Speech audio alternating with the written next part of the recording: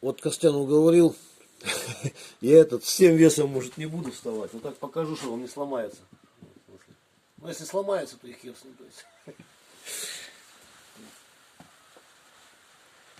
Видно, да? Как он пружинит.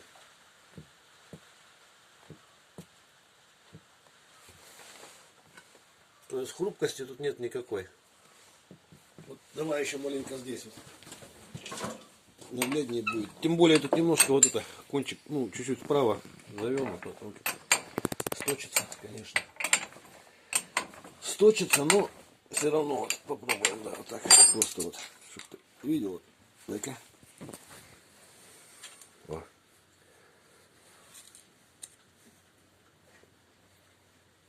Так, то есть, а ну вот так вот подержи, а то у меня рука левая болит.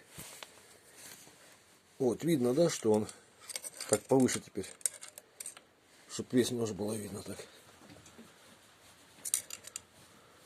Ну, то есть вот он. Блин, как я сделать, не знаю, вот. Ножик.